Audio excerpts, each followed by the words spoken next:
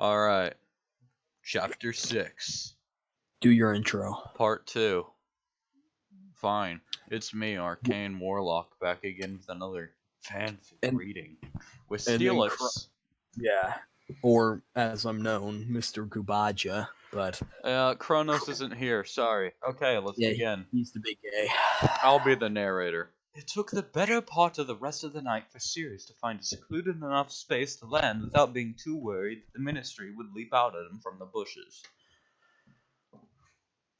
It was nestled in a small valley and suited his needs perfectly. A decently sized clearing, large enough for a hippogriff and a person or two, at least, surrounded by trees and a thick, presumably non-magical forest.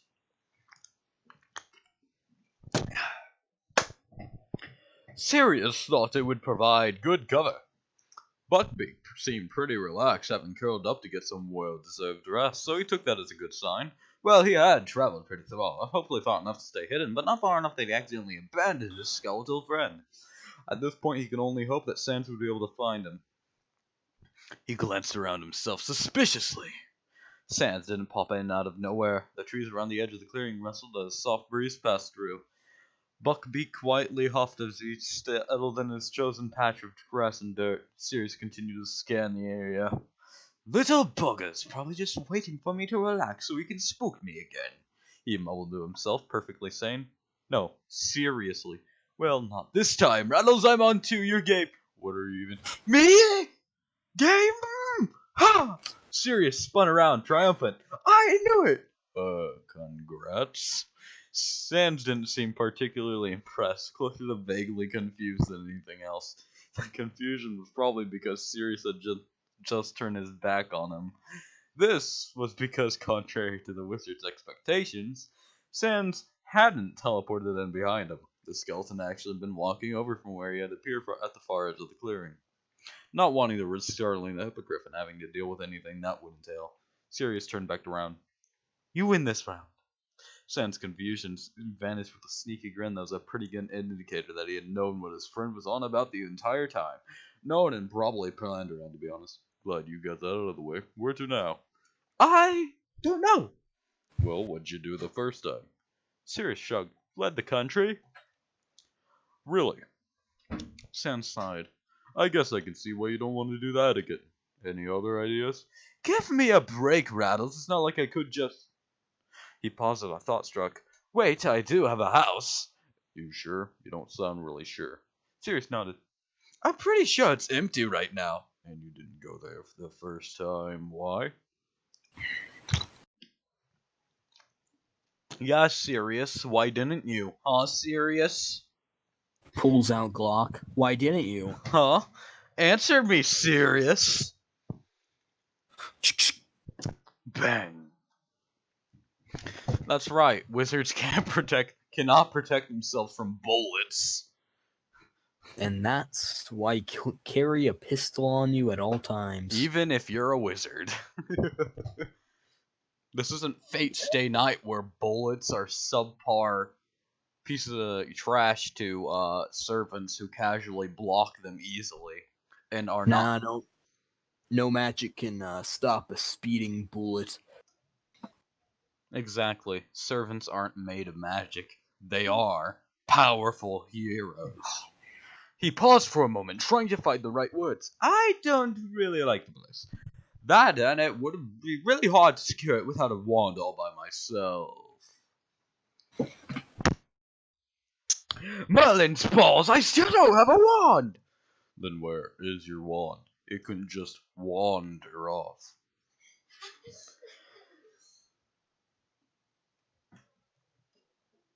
Will you stop laughing? I'm reading a fanfic. So serious. No. It was unclear if Sirius caught the pun and ignored it, or simply didn't notice it at all. Confiscated by the Ministry when I was first imprisoned. I'm lucky they didn't just snap it. So we need to go get it. You can't just waltz into the Ministry. So shortcuts, right? Sirius had a plan, kind of. First, infiltrate the Ministry. Second, find his wand there.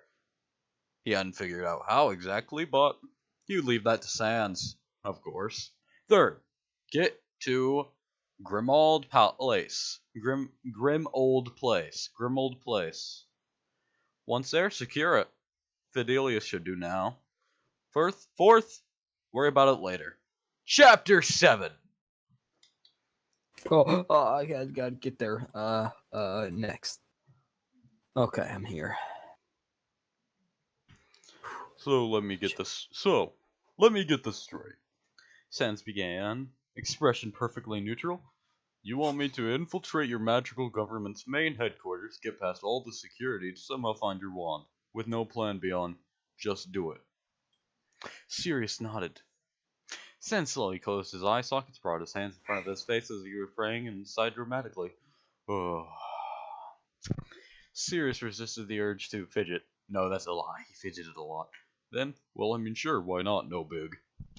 The skeleton was all grins again, swinging his arms back and down to his sides with a flourish and rocking back on his heels. His pink slippers made a little flop sound on the grass. Wait, are you serious? I got a rather funny response from Sans. A loud cough and a small two-handed wave as if cueing something. Sirius got on fairly quickly. No, I didn't. I know I'm serious, but are you serious? I gotcha. Yeah. I thought convincing you would be far more work. You know how I feel about work. True enough. He wasn't about to look this gift horse in the mouth. Alright, tomorrow we teleport into London, somewhere close to the ministry, but not so close that I'd be recognized by some witch or wizard. After that, we somehow can get in and somehow find my wand. Any ideas? Just do it. Like yours? No, Sans, not like that! Okay. Okay. You know what? Good idea. Just do it. Let's go with it. Yeah, eventually Sans said, I might be able to recognize your wand by magic. I can recognize people at a distance by their souls, so why not? That's convenient. Do you need to check my soul to be able to find it more easily? I routed through your soul when I made the shortcut out of the void, but since things went a tad pear-shaped on re-entry, so to speak, that might be it for the best. And you're sure it won't hurt? Yes, I'm just looking. We've been over this, right? Excuse me for being cautious with my immortal soul rattles. It's the only intrinsic culmination of my entire being necessary for my continued existence. If you really don't trust me. He had absolutely done nothing about his skull-wide grin, spoiling the image. Sirius tried to give him a friendly whack on the head, but missed, laughing in a rambunctious way. I trust you, you absolute skit, but let's deal with that tomorrow. It's getting late. I'm gonna be honest, Sirius here reminds me of Papyrus. His voice doesn't help. I mean, that's probably what the personality may have been focused on. Sirius? It makes sense. What? Sirius Black's personality? Yeah. Yeah. I'd imagine so. He's the godfather of Harry. Okay. Yawning hugely. What? Where would Papyrus even be during all of this? Sans went to... Well, if you listen to my videos... No, I did not. Well, you only need to listen to the first chapter and the second. Okay. Basically, Papyrus is still in Snowdon. Sans is in an entirely different dimension, okay? I get that. Just let's continue reading. Sans teasingly retorted, Gee, Sirius, if that's the excuse you're rolling with, alright then. Besides, when it's an option, sleep isn't something I care to refuse. He plopped himself down on the grass right where he stood, conveniently and purposefully slipping underneath Sirius's second smack attempt. Denied his petty revenge for the quip, Sirius had to make do with a long, suffering eye roll as he trudged over to a nearby tree. It should make a decent enough place to sleep. It wasn't that cold. There were only a few hours until dawn, not to mention that the cold wouldn't even be an issue once he shifted into Padfoot. Good night, then. No response. Sans had already fallen asleep. Figures. The next day, dawn brisk, brightened far too early for Sans' taste. He watched as the sky began to brighten, black shifting to blue-gray. Mist was creeping through the forest, lit in soft colors and muted surroundings. Moisture seeped into the fabrics of his clothes, slippers included, and he could feel a few trickles of water tracing lines down his bones before reaching the ground. Steelix, before you say, you're skipping a few lines, I know. Yeah, no, I know you've been skipping a few lines. Yeah, I know. I'm skipping them because I need to make it faster, and some of the lines are I get that. unnecessary. Like, completely unnecessary info. To the story, because, Yeah. some just convey unnecessary emotion that you already get the point of from the dialogue. Yeah. He blinked in discomfort and sat up. It wasn't the void. Well, geez, obviously! It felt odd to actually acknowledge that fact, after the timeless, unchanging black. It felt odd to watch the world around him change slowly, strange and wonderful to the watch as color began to fill his surroundings. A huffed, sleepy-sounding, oh boy, I'm gonna catch the ball, bark. He had gotten pretty good at recognizing barks over the years and non-years he'd spent in Snowdon, drew Sans' attention to a dog curled up at the base of the tree. It was wearing clothes. Not that dogs wearing clothes was a new concept. That was an old hat. Grinning to himself in appreciation of the almost accidental pun, Sans continued to regard the. I didn't get the joke, did you? Not sure. Not that dogs wearing Where's clothes. this out? Not that dogs wearing clothes was a new concept. That was an old hat. I'm not quite sure. Neither am I. I don't get the joke. I feel stupid when jokes fly over my head. R/w. We've been whooshed. Oh no. Sans continued to guard the strangely familiar canine. Brief glance around the clearing that revealed to himself it was only himself, the feathered creature monster, who had carried Sirius, and the dog. The dog was wearing Sirius's clothes. So unless the dog had stolen Sirius's clothes and put them on, well, from what he had heard about this world, that was unlikely. Sans ran a basic check on the dog. Sirius is a dog now? But given the distinct lack of answers, he figured it up and summed it all up quite nicely. You better not gnaw on me when I wake you up, Fuzzbutt. With that remark snarked at his oblivious friend, Sans figured he should actually get up. Less straight up. The skeleton moseyed over to the sleeping dog. He hoped he didn't actually need to worry about his friend trying to take a bite out of him, but since he didn't really want to risk it, Sans grabbed a conveniently sized stick and poked the sleeping hound with it. Sirius growled groggily, then just rolled belly up. Wakey, wakey, Sirius. He prodded the dog again. If I'm gonna need help to be up, I can't just let sleeping dogs lie, man. That earned him a bark, more of a boost sound, really, but at least Sirius flipped himself back over, regarding Sans with one droopy, still asleep eye.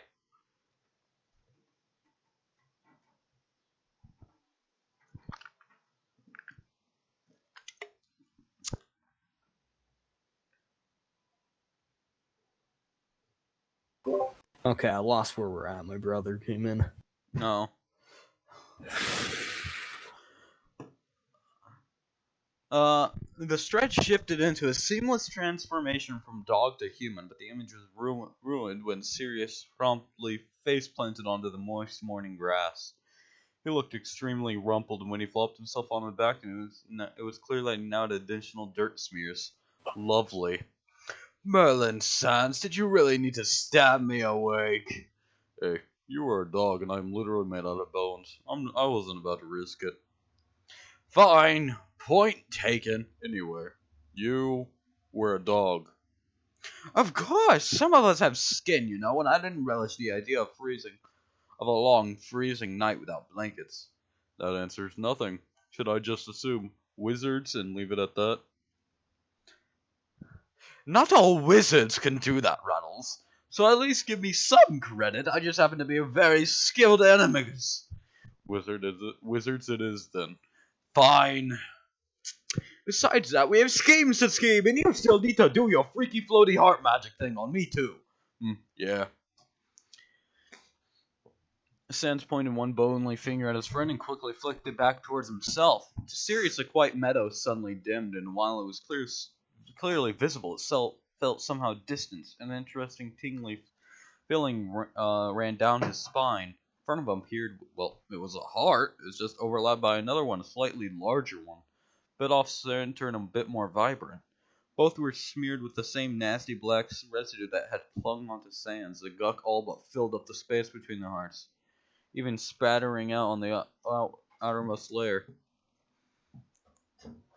It made Sirius feel like he needed to take, say, 50 showers, 20 baths, just to be sure. That's... The disgusted wizard made to claw the nastiness away, but his hand was caught in a soft blue bordering on cyan outline, stopped in place. Not a good idea, X-Fuzz, but let me deal with it. Intrinsic culmination of your entire being, remember?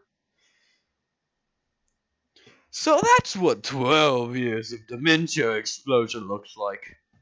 I'm guessing those two are because of dimensional time travel nonsense? Probably. Okay, bad news and good news. Good news is I can get rid of the stuff. I'm guessing the bad news has to do something with that. Bad news may or may not be bad. It might hurt. That doesn't sound too bad. Well, so by I mean nearly guaranteed, and by hurt I mean soul-rending painful. Temporary, of course, and there's a slight chance you won't even feel anything, like a 0.001% chance, optimistically speaking. Give me a stick. You kinda lost me there. Still, he flicked his wrist and snapped off a tree branch just about as thick as a finger and as long as his forearm. Sirius brushed off the comment and gave the stick an experimental bite. You don't look like a dog anymore. It's so I won't bite my own tongue off, smartass.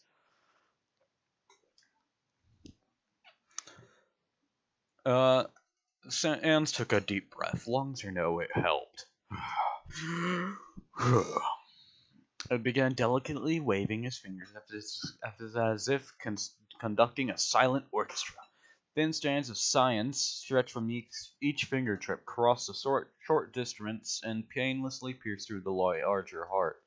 Now, with access to the dark mass, he began to darken the ends of the threads into a rich blue color to coat it with, careful to keep the layer of magic as thin as he could. When it accidentally brushed against the outer soul, Sirius winced violently with a sharp hiss.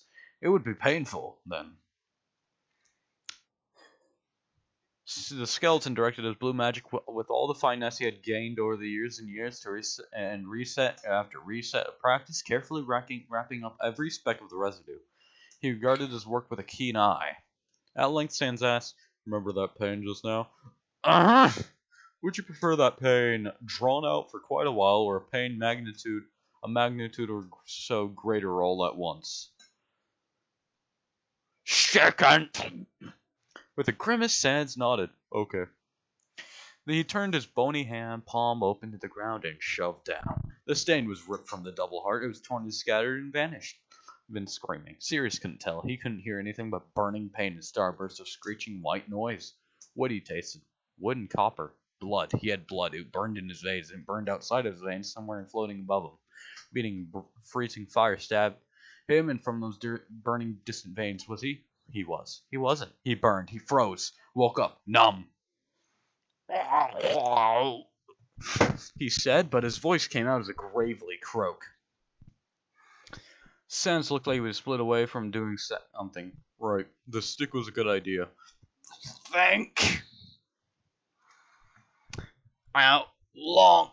Well, about a second's day worth of obvious agony, then maybe 2 minutes as still as a grave, scared me to death. As a skeleton. Aren't you already dead? Do I look dead to you? Yes, your soul lined up itself once the goop was gone. That's probably a good thing. Merlin, better. Plus, I got a great read on your magic signature. Great! Now we can get to London. I can get some breakfast. Priorities, man. Breakfast is always top priority. I know a place. Pretty sure I have enough money to get you something too. You'll like it. Sirius gestures for Sans to come closer. The skeleton grabs his wrist, catching on fast. Since he didn't know how to get to London, Sirius would play a guide again. Then again, he wouldn't really let the chance pass him by. But Sirius, that cheeky wink. Sirius thought he could guess where this was going. I don't think I'll have the stomach for it. It's good to have you, Sans. Food, Rattles! Food! When was the last time I ate? They vanished between blinks, leaving them clearly empty, save for the half-awake hippogriff now staring at the part where they had stood with interest and slight confusion. And that was the rest of the chapter. Yeah, I was kind of just here to listen this time. Yeah. Kind of just to back up for any side characters. I wasn't a big fan of that chapter because sometimes it can get boring when there's only 2 characters. Yeah, that chapter was mostly filler. Definitely. And it kind of makes sense given what it is. Heart surgery. Does make sense. Ah, yes. I like a name called Heart Surgery for my chapter, too. And now the next one has an old man character. You get to do him. Oh, is this the Gandalf wannabe? No. He's not Oh. Dumbledore. Oh, just a random old man? Not just a random one. He's pretty important, but not important to this story. I think he's important to Harry Potter. I'm not sure. I just know he's an individual that is well respected or something like that. What's his name? Let's find him. Can I have the floor?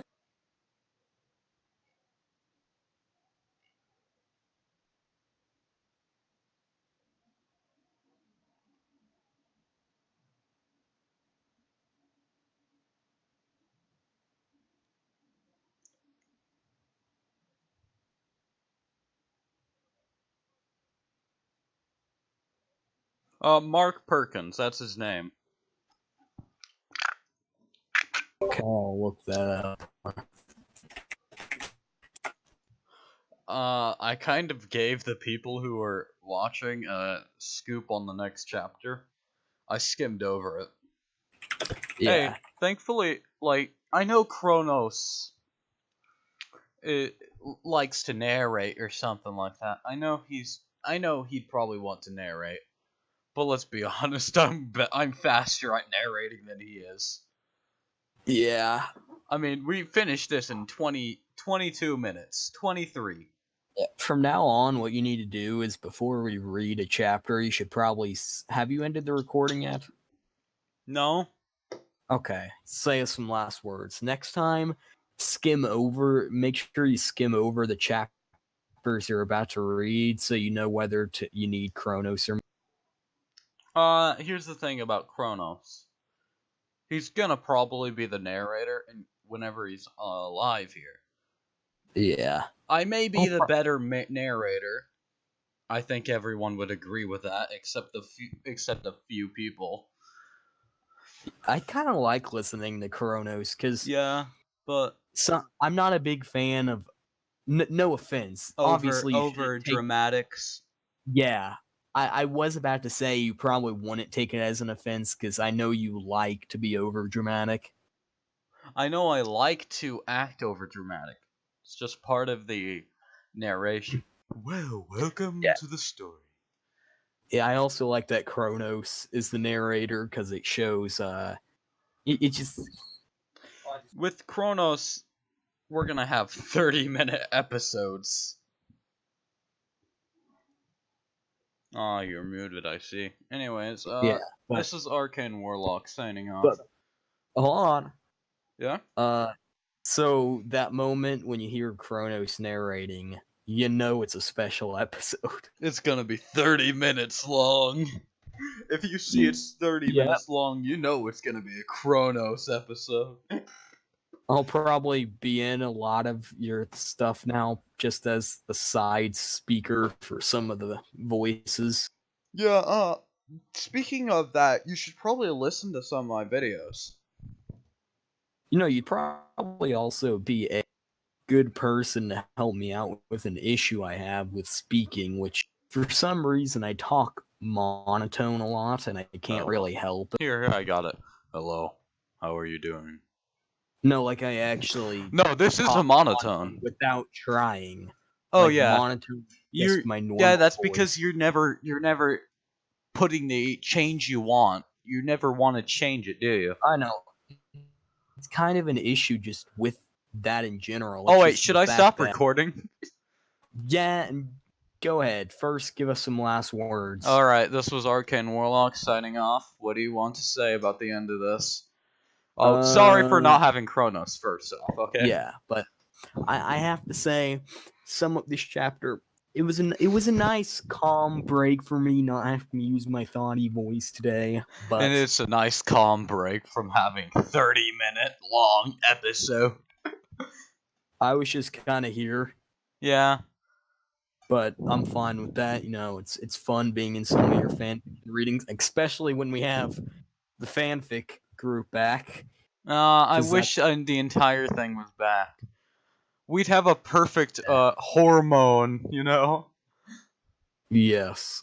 Where did that guy go, anyways? But I do believe I think he actually got hired for a voice acting, going off like his microphone. He probably did. Yeah. He probably did get hired. Probably. I'd assume so. But yeah, I think it's time to call your video quits, say goodbye, make sure they check out my YouTube channel, Mr. Gubaja. Check out more episodes. Shameless plugging. Yeah, I don't do fan fiction reading. I just do random gaming videos about any game I have.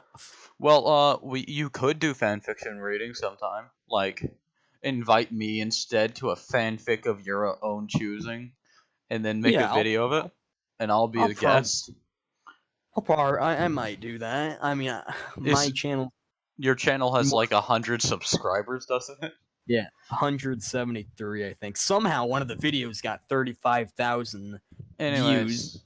yeah. See ya. Bye. See you guys. Peace out. Adios, my good friends.